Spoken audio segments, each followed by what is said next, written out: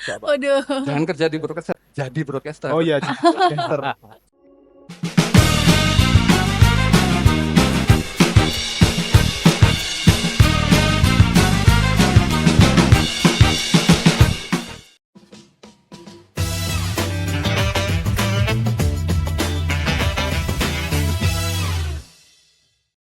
Selamat datang di BTS Bincang topik seru. bersama saya Kika, host yang super cantik dan ditemani oleh rekan saya. Halo, saya Adam, co-host yang selalu tampil still, man. Asik. Hari ini kita kedatangan tamu yang sangat spesial karena kita akan ngobrolin tentang Broadcasting kali Oke. ini. Tema kita kali ini adalah broadcasting. tanpa mengulur waktu lebih lama lagi, kita langsung panggilkan aja bintang tamu kita hari ini.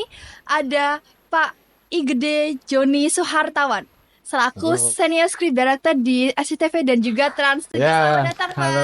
Selamat Pak. datang, terima kasih Pak. Adam, Kika, Terus, bagaimana Jadi undang. keadaannya, Pak? di BTS Bincang topik. Bincang Topik Seru ya. Bincang topik Pak- seru. Pak Ah. Gede sehat? Alhamdulillah, puji Tuhan, astungkara. Oke. Oke, Pak. Bagaimana? Kali ini kita di sini Mau diapain saya nih? Mau Tenang aja ya, Pak ya. Kita ngobrol-ngobrol seru aja sesuai tema Oke. kita ya, Adam. Bincang topik seru. Jadi kita nanti Mantap. ngobrol seru-seruan aja, santai, ngobrol-ngobrol tentang banyak hal nih. Yang tentunya di dunia broadcasting sesuai dengan latar belakang dari Pak Gede. Oke. Nah, kita langsung aja Pak ceritakan sedikit tentang perjalanan karir Pak Gede hingga bisa bekerja sebagai Senior Script Director ya di SCTV dan juga Trans 7 seperti itu. Wah, ya ini ngomongin CV dong judulnya ya. Enggak ya gini. Jadi saya mengawali dari seorang scriptwriter. Jadi salah satu profesi yang ada di dunia broadcasting itu scriptwriter, yaitu penulis naskah program TV. Jadi itu yang membedakan dengan penulis naskah untuk periklanan, penulis naskah untuk media cetak gitu ya. Untuk TV memang ada tersendiri. Dan ilmunya itu memang saya kebetulan juga lulusan komunikasi dari UGM. Jadi adalah sedikit ilmu itu. Sebelumnya juga saya memang reporter sih. Reporter wartawan surat kabar. Jadi saya pindah migrasi lah ke dunia media elektronik waktu itu. Jadi startnya sebagai scriptwriter, kemudian berkembang terus dalam perjalanan waktu industri TV yang saya masuki, yaitu SCTV di awal, itu akhirnya meningkat menjadi koordinator konsep development. Jadi seorang scriptwriter memang dia sebenarnya core-nya dia adalah konseptor program televisi yang akan diproduksi. Itu kira-kira. Oke, Ya. baik. Jadi seperti itu ya Sobat BTS perjalanan karir Pak Gede selaku Senior Script Director di sebuah televisi begitu. Iya, sangat menarik ya, Pak. Mengawali karir dari seorang mahasiswa yang suka menulis tadi ya. Hingga akhirnya hijrah ke industri digital, Gitu, industri ya. broadcasting. Ya, betul. Ah, itu sih Pak, bagaimana boleh di-spill dikit-dikit nih, Pak, bagaimana proses pembuatan skrip dari perencanaan, praproduksi hingga program tersebut bisa tayang nih, Pak. Di televisi Oke. itu gimana, Pak, Ya. caranya, Pak? Jadi seorang scriptwriter itu atau penulis program TV itu dia bekerja dari dua sumber.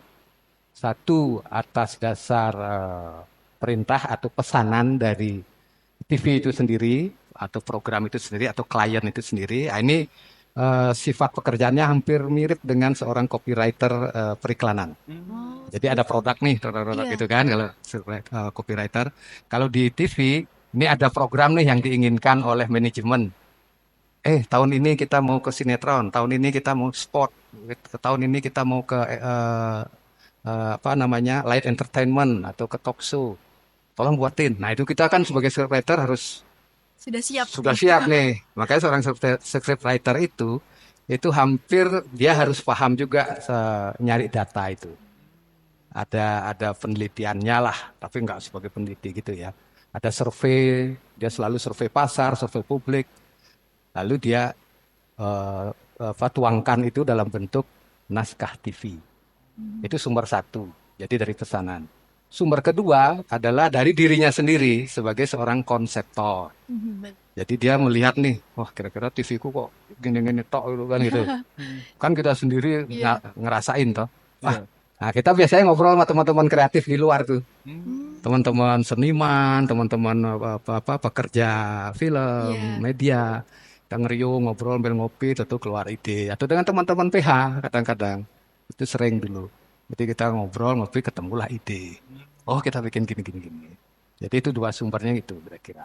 Jadi Mungkin. seorang senior script director harus berkembang terus ya Pak idenya seperti itu. Ya, jadi kebetulan di tempat kami bekerja, saya bekerja dulu dan semua TV sekarang polanya sama. Jadi dari scriptwriter itu dan sampai senior scriptwriter itu kan fungsi ya, nama profesinya. Tapi televisi kita menempatkan profesinya lumayan bagus. Jadi dia juga mendapat jabatan struktural yang disebut dengan istilah konsep development. Konsep development. Konsep development dia mengembangkan konsep-konsepnya karena dia secara natural kan konseptor. Sehingga adalah jabatan khusus di situ. Kalau saya terakhir adalah Head Production Creative Development Center-nya Trans 7. Jadi saya mengepalai semua tenaga kreatif yang ada di situ. Wah, menarik Kira-kira sekali gitu. ternyata perjalanannya Pak Gede selaku bukan seorang senior script director aja ya Pak, tapi juga Ya. seorang head. Head ya, jadi di tingkat manajerial pun jadi bisa gitu. Oke, seperti itu.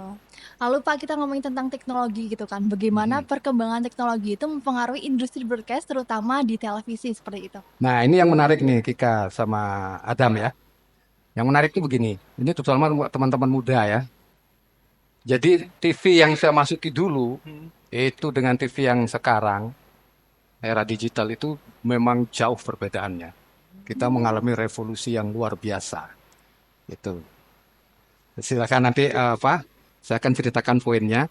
Yang sekarang ini intinya adalah dengan era digital, everybody now is a broadcaster. Oke, Ya, everybody now is is a broadcaster. broadcaster. Menarik sekali. Sepertinya obrolan kita akan panjang dan seru sekali bersama dengan Pak Gede, tapi kita cukupkan karena kita akan break sebentar ya Adam ya. Ya, kita break dulu ya teman-teman.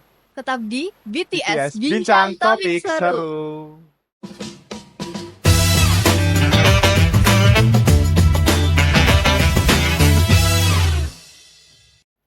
Ayo, we back to BTS. Bincang topik seru. Tadi nih Pak Gede sudah mention everybody now is Is a broadcaster. broadcaster. Menarik sekali Iya. nih. Kira-kira apa sih Pak artinya Everybody nih? now Iya. is a broadcaster. Ya, Itu apa, Pak? mungkin kita bisa bayangkan ya. Dulu kan nggak mungkin rasanya kita bikin TV ya, sebagai person ya. Ya. Nah, itu ya, TV itu pasti punyanya yang bisa bikin TV, modal banyak. Gitu. Sekarang coba kita bisa lihat langsung kan, semua orang langsung bisa siaran langsung bisa. Dengan fenomena apa nih? Medsos, Ya. platform Betul sekali, setuju. medsos. Ya. Semua orang bisa at the time, real time, dia langsung bisa siaran langsung. Hanya dengan modal HP. Ya. Ya kan, itu yang dimudahkan oleh apa yang disebut kemajuan teknologi digital. Nah, televisi sekarang yang disebut broadcasting itu nature-nya sama, cuma karena ada industri broadband yang mengandalkan broadband, itu yang memungkinkan semua orang sebenarnya bisa menjadi broadcaster. Individu malah sifatnya, ya individual gitu. Dengan pemahaman terhadap pemakaian aplikasi-aplikasi platform-platform yang ada. Itu yang saya tulis juga di buku ini, Kika sama Adam. Oh ya. Jadi saya tulis ini broadcasting untuk mengetahui, untuk kita semua tahu broadcasting sajane apa sih ini loh. Setelah itu, mari kita lupakan itu. Oh. Baik. Kira-kira gitu niat buku ini. Mari kita lupakan itu. Tapi ingatlah proses broadcasting seperti itu. Tapi yang sekarang kita ada, saya tulis di bab 6 itu open ending namanya. Itu yang saya tulis subjudulnya Everybody is Broadcaster. Itu mengingat sekarang dunia broadcasting yang berbasis broadband, teknologi digital lah kita sebut, itu sangat memungkinkan setiap orang, sangat demokratis sekali, setiap orang bisa menjadi TV siaran gitu. Nah, dampaknya tentu ada. Pertama, dampak ke industri broadcasting konvensional itu sendiri ya, televisi. Mungkin Adam, Kikan dan teman-teman juga udah melihat TV sekarang yang konvensional, kalau dia nggak punya platform medsos, nggak mungkin eksis kan. Iya, benar banget. Ya, dia harus punya media online-nya juga, dia harus punya platform medsosnya juga. Kalau dia hanya mengandalkan TV siaran yang kayak zaman saya dulu, pasti silam dia. Karena apa? Bayangkan, dengan satu orang, dia konten kreator dia, scriptwriter dia, kameramen kadang-kadang dia sendiri kan, karena bisa selfie kan, taruh aja. Itu dia, ngedit ya dia, directing juga dia, artisnya juga dia. Bayangkan itu, berapa orang yang harus hilang di TV konvensional. Itu yang akibat, bukan buruk ya, konsekuensinya lah. Tapi makanya saya tulis buku ini, justru dengan everybody is now broadcaster, dia harus paham proses broadcasting itu kayak apa sih. Itu jangan hilang. Itu aja semangatnya. Oke, jadi itu dia Sobat BTS penjelasan bahwa everybody now is broadcaster. Ya, Ya, setiap orang bisa jadi televisi iya ya, Pak, bisa sekarang ya, Pak. televisi ya, sangat bisa. Mungkin selain dampak-dampak yang disebutin sama Pak Gede tadi ya Pak, apa sih Pak tantangan utama yang dihadapi sebagai seorang script director dalam menciptakan konten yang relevan di era digital kayak gini? Oke, mungkin lebih dikembangkan ke apa tantangan sebagai broadcaster sekarang ya, karena kan everybody is Ya. broadcaster, jadi Oke, Pak, benar. tidak sebagai scriptwriter aja, tapi sudah ke content creator. Apa sih tantangannya? Yang saya lihat begini, ini karena saya lihat di fenomena kita ya di Indonesia terutama, kita kan bersaing akhirnya dalam konteks dengan teman-teman di luar ya, teman-teman di luar. Pemakaian platform kita memang 93,5% menurut data BPS yang saya baca itu anak-anak muda Indonesia itu adalah pengguna aplikasi platform ini, media digital. Menarik sekali. Gitu. Jadi kalau itu tidak diimbangi dengan sebagai konseptor, kan bayangkan dia cuma jadi konsumen kan, Ya, Betul. gitu. Jadi mari adik-adik kita semua mengarah ke situ. Sekarang isinya apa nih supaya bernilai lah. Sebagai individu yang sekarang jadi broadcaster ini nilainya ada. Baik nilai individu nilai ideologis ya. Apalagi nilai ekonomis. Kalau ekonomis kan Adam dan Kika udah tahu lah kan, dapat dari YouTube sudah bisa, gitu-gitu kan. ya. Tapi nilai ideologisnya nih, kalau sekarang kan instan ya, orang pokoknya waton terkenal sih ya kan gitu, Iya. ya kan. Sehingga kontennya, wes ada yang macam-macam, golek-golek lah kira-kira istilahnya gitu. Nah itu yang jadi PR lah, PR kita bersama. Itu tantangannya itu PR. Bikin PR, selesai no PR itu. Oke. Gitu. Kika, Jadi nih Adam. for your information teman-teman Sobat BTS, kalau Pak Gede ini bukan seorang senior script director aja, tetapi juga seorang penulis buku nih, menarik sekali. Wah iya. Yaitu buku ya. Ini Ya. broadcasting ya Pak ya. Ya, Nah ini pertanyaannya broadcasting. nih Pak, apa sih yang membuat Pak Gede ini tertarik dari seorang broadcaster Ya.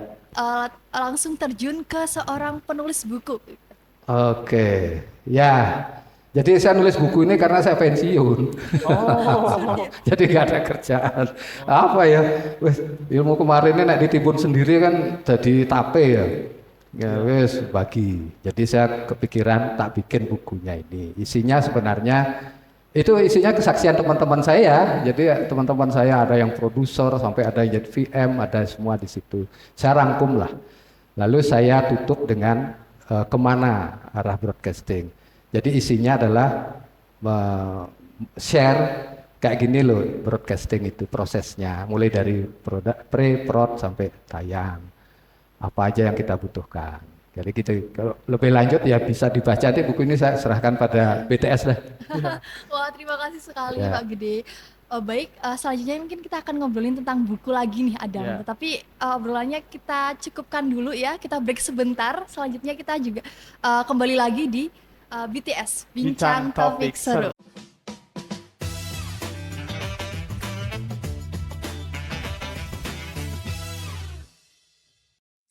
Ayo, we back to BTS Bincang topik seru. Ini dia buku dari Pak Gede tadi yang kita udah bahas bagaimana Pak Gede ini tertarik dari seorang broadcaster akhirnya menulis sebuah buku gitu ya Adam. Iya, bener banget nih. Tadi kan udah dijelasin sama Pak Gede nih, proses bagaimana perjalanan karir Pak Gede di dunia broadcasting ditulis semua di buku ini broadcasting. Nah, yang menarik nih Pak, saya mau tahu nih Pak. Sebelumnya kan Pak Gede berkarir sebagai seorang profesional script director. Nah, kemudian beralih menulis buku. Nah, itu apa sih Pak bedanya cara kepenulisan di buku dan kepenulisan saat script director sebuah program gitu Pak? Oke. Langsung perbedaannya ya. Ya, Ya, boleh, langsung boleh. perbedaannya. Jadi gini, Kalau seorang scriptwriter untuk TV program itu wajib hukumnya dia tahu ilmu visualisasi, visual. Jadi visualnya dia harus paham. Maka bahkan dia harus juga paham audio lighting. Karena apa? Misalnya dia menulis program TV ketika TV itu untuk program yang sifatnya event ya, Ya. kayak musik atau ulang tahun secara langsung gitu Ya. kan. Maka dia harus tahu kapan lighting ini masuk, kapan lighting. Dia harus tulis itu. Oh. Tapi Sedetail tentu bukan itu ya, dari Pak? diri, ya. Tapi itu tentu hasil dari Diskusi. rapat teknis ya. Oh. Makanya ada technical meeting kita. Nanti scriptwriter datang dengan teman-teman dari technical support, kameramen, lighting man, segala macam di situ. Ini akan begini programnya, flow-nya kayak gini. Ntar lightingnya gimana itu. Nah, itu kita kayak antara jadi notulen dengan juga ngasih ide. Baik, Kira-kira itu sorry. profesi itu. Itu perbedaannya ada. Nah, itu pengalaman-pengalaman itu salah satu, itulah yang saya tuangkan di buku ini. Oh. Termasuk pengalaman teman-teman yang di luar bidang saya. Di luar script director Makanya ya, di Pak? situ ada kesaksian lah ya. Wah, lengkap sekali ya, Kesaksian Pak ya. teman-teman yang di penyutradaraan ada di situ. Teman-teman yang di VM, video mixer ada di situ. Teman-teman yang ada di lighting, bahkan marketing pun ada Wow. di situ. Itu apa gunanya? Untuk pegangan kita semua. Walaupun nanti ini jangan lupa, kita lupakan. Bukan lupakan dalam artian ini nggak ada ilmunya. Karena apa? Balik lagi. Fenomena sekarang, everybody is now a broadcaster. Jadi harus paham semua bidang itu kan. Kan lebih ngeri sebenarnya kan. Iya. Semua akan diambil alih jadi satu tangan, satu pintu. Bayangkan itu. Jadi harus tahu seorang broadcaster ala now, gitu ya, ala now Ala now. sekarang ini. Zaman sekarang. Zaman sekarang ini kan berarti harus ngerti kamera, harus ngerti audio, harus ngerti editing, ya kan? Semua dirangkum jadi satu, itu konsekuensinya. Kalau TV konvensional itu dipecah semua. Kalau sekarang karena fenomena revolusioner yang diakibatkan oleh platform medsos, ya kalau kita mau tetap broadcaster, maka kita harus belajar itu semua. Itu tantangannya di situ. Oke, baik seperti itu. Lalu untuk menurut Pak Gede, dari pandangan Pak Gede sendiri melihat potensi pertumbuhan terbesar untuk industri broadcasting ini dalam beberapa tahun ke depan itu bagaimana? Ya, ini broadcasting sekarang ini itu ya teman-teman bisa lihat hampir semua TV konvensional sekarang pasti akan membuat platform online-nya, online medianya. Kalau enggak hilang dia. Karena apa? Sekarang saya tanya, Adam suka nonton TV nggak sekarang? TV manteng gitu nonton kan? Kalau event tertentu sih Pak, kayak Event tertentu kan, sepak bola, pas bal-balan itu ya, kan. Iya. Tapi kan hampir kita semua ya, lah, Benar. lihatnya HP tidak itu, TV habit kan. Iya, benar setuju. Kita sekarang adalah ini habit kan. Iya. Kan? handphone Pak. Nah, bayangkan. Jadi itulah fenomena yang ada sekarang. Jadi TV konvensional yang tempat saya bekerja dulu, kalau enggak cepat-cepat dia punya sayap-sayapnya, itu ya istilah saya. Punya media online, punya platform medsos, pasti ditinggal. Gitu. Pengiklan juga akan ngelihat hit di medsos kok. Iya, Dengan betul. gampang dia lihat Iya. di YouTube, Di AdSense mana dan lain aja, sebagainya kan. kapan aja ya, Pak. Kalau zaman saya dulu, kita harus ke Nielsen baru tahu. Oh, pemirsa kita segini, ses ABC-nya segini gitu ya. Kalau sekarang kan langsung pengiklan ya, Iya. langsung tahu dia bisa tahu sendiri, nggak perlu nanya orang TV kayak zaman dulu. Itu hebatnya atau revolusionernya era digital ya terhadap TV. Itu satu sisi dari segi masyarakat publik kayak kita ini teman adik-adik ini, itu era digital ini memberi kebebasan atau demokratisasi di bidang diseminasi informasi. Adik-adik dengan mau berada di pelosok manapun sepanjang broadband bagus, bisa bersiaran. Bayangkan itu. Bisa nyiarin, oh terjadi begini, terjadi gini. Yang kalau kita lihat sekarang fenomena yang disebut the power of netizen itu kan. Waduh. Itu dia. Netizen mah Kan benar. karena broadcaster gitu. Iya sih, Individual broadcaster main, bekerja. Nah, cuma sekarang tinggal isinya kan gitu. Tantangannya kira-kira itu. Wah, Jangan seru serius-serius banget. lah. Seru banget ternyata obrolan kita hari ini bersama Pak Gede mengenai broadcast dari tadi, dari perjalanan, lalu juga bagaimana skrip itu dibuat, Iya. terus bagaimana kita di zaman sekarang ini bisa menjadi seorang broadcaster seperti Iya. itu. Everybody now is a broadcaster. Benar. Bener-bener menarik sih Pak ceritanya dari Pak Gede ini. Itu bener-bener menginspirasi saya. Jadi pengen terjun di dunia broadcaster Pak. Pak. Waduh. Jangan kerja di broadcaster, jadi broadcaster. Oh iya, jadi broadcaster. Jadi Kan nanti TV. perlu belajar dulu toh, Oh Pak. ya, makanya itu bukunya. Iya. Panduan. Kalau ada info-info loker boleh lah Pak. Waduh. Info saya.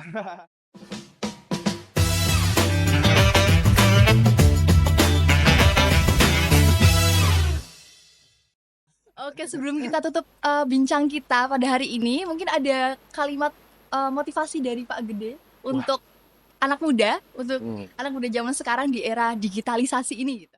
Jadi gini, untuk teman-teman muda, ya, milenial dan ininya Gen Z. sampai Gen Z, itu untuk era digital everybody is now broadcaster itu, kata kuncinya cuma dua. Jangan lelah berkreasi dan jangan takut berpikir bebas. Nah, Itu. Karena betul. jangan belum apa-apa di sini udah dikurung dengan peraturan loh. Ini enggak boleh, ini enggak boleh, enggak boleh. Yang namanya enggak akan kreatif, enggak akan muncul ide-ide. Dan juga jangan lelah karena memang ide itu melelahkan loh. Wah, ide itu Kalau mahal iya Pak, ya, Pak, ya? mahal soalnya. Dapatnya tiba-tiba. Pas di angkot, pas di ojol, pas di kereta, jalan macam-macam gitu lah. ya, Pak. Iya. Ya, jadi jangan lelah itu. Jadi selalu waspada ya nih ada ide bagus. Saya kira itu motivasi, mudah-mudahan termotivasi. Jadi jangan lelah, jangan takut. Oke, itu dia kalimat motivasi dari Pak Gede. Siap. Jangan lelah dan jangan takut berkreasi. Ya. Oke. Yo sobat BTS, sampai jumpa lagi bersama saya Adam Dan saya Kika. dalam podcast Bincang Topik Topik seru Seru selanjutnya. selanjutnya. See you.